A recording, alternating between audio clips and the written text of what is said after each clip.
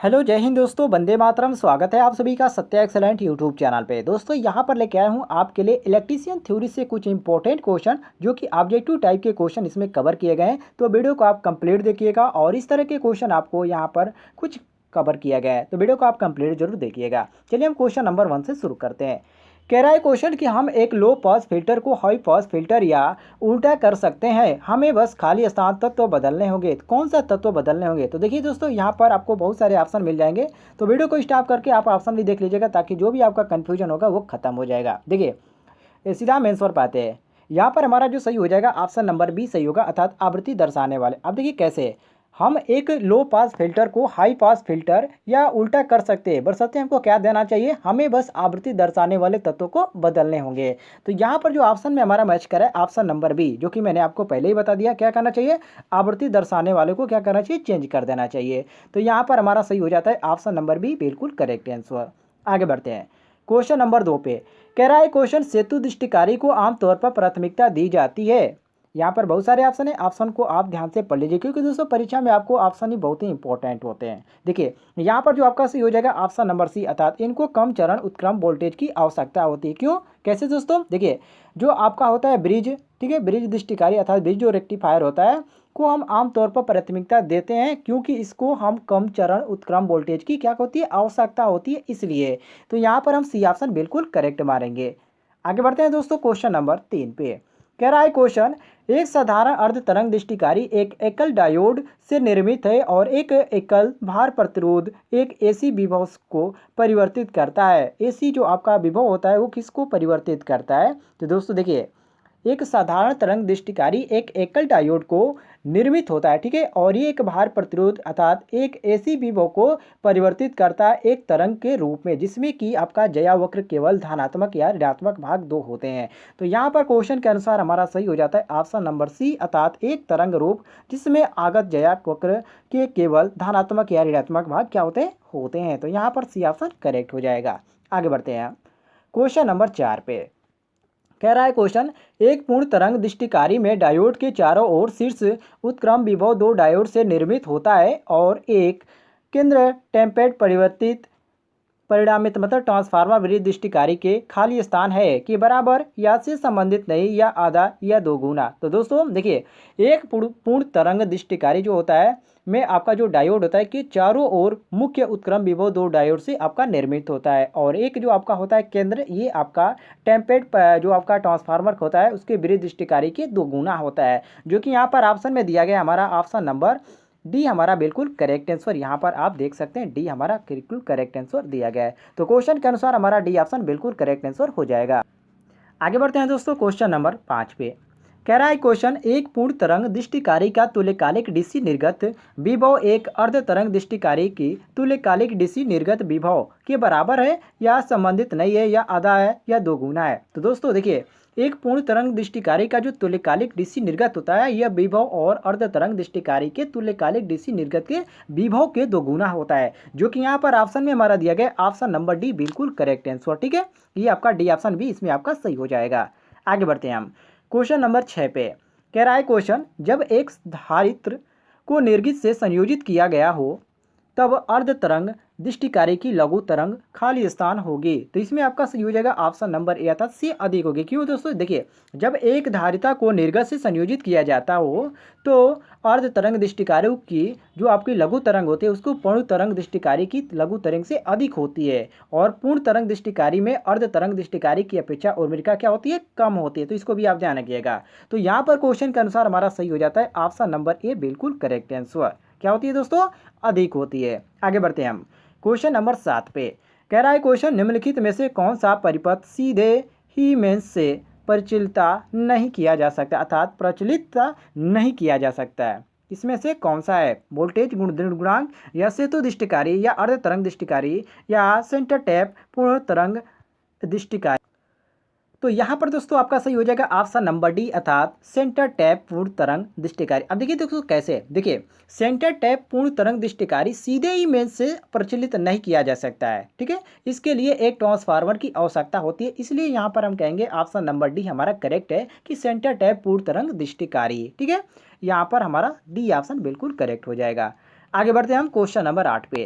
कह रहा है क्वेश्चन, पूर्ण तरंग दृष्टिकारी अर्थात फुल वेव रेक्टिफायर में उर्मिका गुणांक अर्थात रिपल फैक्टर क्या सूचित करता है? शुद्ध शक्ति अर्थात शक्ति की शुद्धता या बोधता निगमन या डायोड की निर्धारण या फिल्टर की दक्षता। तो दोस्तों देखिए, पूर्ण दृष्टिकारी में उर्मिका जो होती है आपका घटक फिल्टर की दक्षता सूचित करता है, और जो आपका फिल्टर होता है ये फिल्टर दृष्टिकारी से प्राप्त आउटपुट वोल्टेज से उर्मिका क्या कहते हैं समाप्त करने के लिए प्रयोग किए जाने वाली युक्ति को क्या कहते हैं? फिल्टर कहते हैं। तो यहाँ पर क्वेश्चन के अनुसार हमारा सही हो जाता है ऑप्शन नंबर डी अर्थात फिल्टर की दक्षता। क्लियर हो गया दोस्तों, अर्थात एफिशिएंसी ऑफ फिल्टर। क्लियर हो गया। आगे बढ़ते हैं हम क्वेश्चन नंबर 9 पे। कह रहा है क्वेश्चन, ब्रिज रेक्टिफायर में डायोडों की न्यूनतम संख्या क्या होनी चाहिए? वेरी वेरी इंपॉर्टेंट क्वेश्चन है दोस्तों। देखिए, जो आपका यहाँ पर जो आपका दिया जाता है जो डायोड होते हैं जो ब्रिज रेक्टिफायर में वो कितने होते हैं? देखिए, ब्रिज रेक्टिफायर में डायोडों की जो न्यूनतम संख्या होती है वो आपकी 4 होनी चाहिए, और हाफ वेव रेक्टिफायर में एक आपका डायोड होता है, और फुल वेव रेक्टिफायर में आपका 2 डायोड का प्रयोग किया जाता है। जो कि यहाँ पर हमसे ब्रिज रेक्टिफायर की बात कर रहा है, तो हम मारेंगे ऑप्शन नंबर डी, बिल्कुल करेक्ट आंसर। क्लियर हो गया दोस्तों। आगे बढ़ते हैं हम क्वेश्चन नंबर 10 पे। कह रहा है क्वेश्चन, निम्नलिखित में से कौन सी युक्ति प्रत्यावर्ती धारा को दृष्टि धारा में परिवर्तित कर सकती है? देखिए, रेक्टिफायर जो आपकी है ये एक ऐसी युक्ति है जो कि प्रत्यावर्ती धारा को दृष्टि धारा में परिवर्तित कर सकती है। और अल्टरनेटर की बात किया जाए यहाँ पर पहले नंबर पर जो दिया गया है आपका अल्टरनेटर, इसका कार्य होता है एसी धारा उत्पन्न करना, और डीसी जनरेटर का जो कार्य होता है यहाँ पर जो दिया गया जनरेटर, ये डीसी जनरेटर का कार्य होता है धारा को उत्पन्न करना, और जो ट्रांसफार्मर दिया गया इसका कार्य होता है ट्रांसफार्मर का कार्य होता है वोल्टता परिवर्तन करना। तो यहाँ पर हमसे क्वेश्चन क्या पूछ रहा है कि प्रत्यावर्ती धारा को दृष्टि धारा में परिवर्तन करने वाली युक्ति कौन सी है? तो वो आपकी रेक्टिफायर होता है। तो यहाँ पर हम सी ऑप्शन बिल्कुल करेक्ट आंसर मारेंगे। चलिए दोस्तों, हम आगे बढ़ते हैं क्वेश्चन नंबर 11 पे।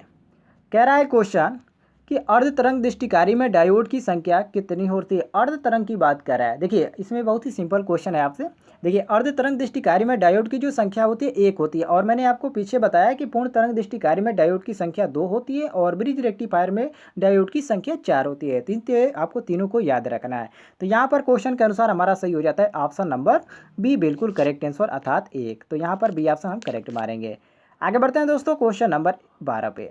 कह रहा है क्वेश्चन, एक समान सप्लाई प्राप्त करने के लिए रेक्टिफायर परिपथ में प्रयुक्त परिपथ कहलाता है? ऑसिलेटर या फिल्टर या प्रवर्धक या लॉजिक गेट? तो दोस्तों, एक समान सप्लाई प्राप्त करने के लिए रेक्टिफायर परिपथ में प्रयुक्त जो विद्युत होता है ये विद्युत परिपथ ही आपका फिल्टर कहलाता है। ठीक है, तो यहाँ पर क्वेश्चन के अनुसार आपका सही हो जाता है ऑप्शन नंबर बी अर्थात फिल्टर। क्लियर होगा दोस्तों। आगे बढ़ते हैं हम क्वेश्चन नंबर 13 पे। कह रहा है क्वेश्चन, केवल एक डायोड का दृष्टिकारी परिपथ जिसमें एसी की केवल आधी तरंग के लिए धनात्मक आधा चक्र ही आउटपुट देता है कहलाता है? क्या कहलाता है? पूर्ण तरंग दृष्टिकारी या अर्ध तरंग दृष्टिकारी या पल्स सेटिंग दृष्टिकारी या कोई भी नहीं? तो दोस्तों देखिए, अर्ध तरंग दृष्टिकारी जो डायोड होता है ये आपका एसी के धनात्मक अर्ध चक्र में ही आउटपुट देता है, और अर्ध तरंग दृष्टिकारी में केवल एक ही डायोड का प्रयोग किया जाता है जो कि मैंने आपको पहले भी बता चुका हूँ। और देखिए, ये जो होता है आपका केवल एसी के लिए अर्ध चक्र में कार्य करता है, इसको भी आप ध्यान रखिएगा। तो क्वेश्चन के अनुसार आपका सही हो जाता है ऑप्शन नंबर बी अर्थात अर्ध तरंग दृष्टिकारी। तो यहाँ पर हम बी ऑप्शन बिल्कुल करेक्ट मारेंगे। आगे बढ़ते हैं दोस्तों क्वेश्चन नंबर 14 पे। कह रहा है क्वेश्चन, पूर्ण तरंग दृष्टिकारी के लिए आवश्यक होता है क्या? एक डायोड या 2 डायोड या एक भी डायोड नहीं, या उच्च प्रतिरोध? तो दोस्तों, मैंने आपको पहले भी बता दिया हूँ कि पूर्ण तरंग दृष्टिकारी के लिए 2 डायोड की आवश्यकता होती है। तो यहाँ पर हमारा सही हो जाता है ऑप्शन नंबर बी, बिल्कुल करेक्ट आंसर। कोई भी आपको कन्फ्यूजन नहीं होना चाहिए। चलिए आगे बढ़ते हैं हम क्वेश्चन नंबर 15 पे। कह रहा है क्वेश्चन, अर्ध तरंग दृष्टिकारी परिपथ की दक्षता पूर्ण तरंग दृष्टिकारी से होती है या होगी? तो देखिए, अर्ध तरंग दृष्टिकारी परिपथ की जो दक्षता होती है पूर्ण दृष्टिकारी से आधी होती है, अर्थात यदि अर्ध तरंग दृष्टिकारी की दक्षता आपका 40% हो तो पूर्ण तरंग दृष्टिकारी की जो दक्षता होगी आपका 80% होगी। ठीक है, इसको आप ध्यान रखिएगा। तो क्वेश्चन के अनुसार आपका सही हो जाता है ऑप्शन नंबर ए अर्थात क्या होगी? आधी होगी। तो ऑप्शन नंबर ए हमारा करेक्ट हो जाएगा। आगे बढ़ते हैं दोस्तों क्वेश्चन नंबर 16 पे। कह रहा है क्वेश्चन कि जब 4 डायोड कोहिस्ट स्टोन सेतु परिपथ की तरह दृष्टिकारी परिपथ में लगाया जाता है तो वे कहलाते हैं ब्रिज दृष्टिकारी या विभव दृष्टिकारी या प्रतिरोध दृष्टिकारी या इनमें से कोई नहीं। दोस्तों सबसे पहले तो आपसे रिक्वेस्ट करता हूं कि यदि आप हमारे यूट्यूब चैनल पर नए होंगे तो नीचे आपको जो सब्सक्राइब बटन दिख रहा है रेड कलर का, उस पर क्लिक करके सब्सक्राइब कर दीजिएगा और घंटी वाला आइकन को दबाकर ऑल नोटिफिकेशन पर कीजिएगा ताकि हमारे चैनल अर्थात सत्या एक्सीलेंट यूट्यूब चैनल के माध्यम से आपको इस तरह की वीडियो डेली प्रोवाइड की जाए और आप पे नोटिफिकेशन जाए और आप वीडियो का सही प्रयोग कर सकें। देखिए यहाँ पर आपका सही हो जाता है कौन सा, ऑप्शन नंबर आपका ए। क्यों दोस्तों? क्योंकि दोस्तों जब 4 डायोड को कोहिस्ट स्टोन सेतु परिपथ की तरह दृष्टिकारी में लगाया जाता है तो उसे ब्रिज दृष्टिकारी कहते हैं और ब्रिज रेक्टिफायर में 2 डायोड वाले पूर्ण तरंग दृष्टिकारी परिपथ की तुलना से आपका क्या होता है, अधिक धारा प्राप्त होती है, जो कि ब्रिज दृष्टिकारी में सेंटर टैपिंग युक्त ट्रांसफार्मर की आवश्यकता नहीं होती है। तो यहाँ पर क्वेश्चन के अनुसार आपका सही हो जाता है ऑप्शन नंबर ए बिल्कुल करेक्ट आंसर। आगे बढ़ते हैं हम क्वेश्चन नंबर 17 पे। कह रहा है क्वेश्चन की पूर्ण तरंग दृष्टिकारी में उत्पन्न आवृत्ति क्या होगी अगर इनपुट आवृत्ति 50 हर्ट्ज है तो। वेरी वेरी इंपॉर्टेंट क्वेश्चन है दोस्तों। देखिए पूर्ण तरंग दृष्टिकारी की यदि आपकी जो उत्पन्न आवृत्ति है यदि आपका यहाँ पर दिया गया 50 हर्ट्ज तो मैंने आपको बताया क्या 2 गुना हो जाता है। तो यहाँ पर हम क्या करेंगे 2 गुणे कर देंगे अर्थात इसका जो सूत्र होता है आपका 2f होता है। ठीक है, तो ये यहाँ पर हम कर देंगे क्या 2 गुणे एफ का मान कितना है 50 हर्ट्ज। तो ये आपका 2 गुणे जब आप करेंगे 2 गुणे 50 मतलब कितना आ गया, ये आपका 100 आ जाएगा। तो यहाँ पर जो आपका दिया गया ऑप्शन नंबर डी, ये डी ऑप्शन बिल्कुल आपका करेक्ट दिया गया है। आगे बढ़ते हैं क्वेश्चन नंबर 18 पे। कह रहा है क्वेश्चन 3 फेज पूर्ण तरंग दृष्टिकारी को चाहिए, जो कि मैंने आपको पोस्टर के अनुसार आपको ये क्वेश्चन दिया था। देखिए जो आपका 3 होता है, जैसे कि मान लीजिए ये आपका 3 फेज है, ये इस तरह हो गया और ये आपका इस तरह हो गया और नीचे आपका एक होता है यहाँ पर, और यहाँ पर पूछ रहा है कि कितने यहाँ पर डायोड की प्राप्ति होगी या आवश्यकता होगी। देखिए यहाँ पर आपका एक यहाँ पर डायोड रहेगा और यहाँ पर एक आगे आपका डायोड होगा, मतलब कि इसमें 2 डायोड की आवश्यकता होगी। अर्थात 3 फेज पूर्ण तरंग दृष्टिकारी में कितने डायोड की आवश्यकता होती है, 2 डायोड की आवश्यकता होती है। तो यहाँ पर हम मारेंगे कौन सा ऑप्शन, तो यहाँ पर देखिए ऑप्शन नंबर बी हमारा दिया गया बिल्कुल करेक्ट आंसर। आगे बढ़ते हैं क्वेश्चन नंबर 19 पे। कह रहा है क्वेश्चन एक मध्य टेप पूर्ण तरंग दृष्टिकारी मध्य टेप और एक द्वितीयक में के बीच 100 वोल्ट चरम वोल्टता है तो प्रतिलोम अभिनय डायोड के आर पार अधिकतम वोल्टता क्या होगा या क्या है, 200 वोल्ट या 141 वोल्ट या यहाँ पर दिया गया आपका 100 या नॉन ऑफ दीज मतलब इनमें से कोई नहीं। तो दोस्तों यहाँ पर आपका सही हो जाता है ऑप्शन नंबर ए, कितना 200 वोल्ट। देखिए कैसे आप सूत्र से लगाएंगे भी तो आपको आ जाएगा, क्योंकि यहाँ पर PI भी होता है आपका 2 गुणे आपका जितना दिया गया अर्थात 100 वोल्ट दिया गया है तो ये आपका हो जाएगा 100 वोल्ट। तो 2 गुणे 100 करेंगे तो आपका 200 वोल्ट हो जाएगा। ठीक है, PIV के अनुसार अर्थात नियम के अनुसार आपका सही हो जाएगा। यहाँ पर जो दिया गया ऑप्शन नंबर देख सकते हैं ये हमारा बिल्कुल यहाँ पर करेक्ट दिया गया है। आगे बढ़ते हैं हम क्वेश्चन नंबर 20 पे। कह रहा है क्वेश्चन 100 वोल्ट का अग्र विभव एक SI डायोड के साथ जोड़ा गया है और तथा 1 किलो ओम का प्रतिरोध डायोड के साथ श्रृंखला में जोड़ा गया है तो डायोड के प्रवाहित धारा खाली स्थान होगी। मान लीजिए दोस्तों आपका जो चित्र दिया गया इस तरह आपका दिया गया, यहाँ पर आपका है 10 वोल्ट है। ठीक है, और ये आपका यहाँ पर एक डायोड है जो कि ये आपका है 0.7 वोल्ट का, कितना का है दोस्तों 0.7 वोल्ट का है। ठीक है, और यहाँ पर जो आपका है ये आपका 1 किलो ओम का ये आपका है। और यहाँ पर आपसे क्या पूछ रहा है, तो पूछ रहा है कि प्रवाहित धारा की आपका श्रेणी में है, तो यहाँ पर प्रवाहित धारा का मान पूछ रहा है।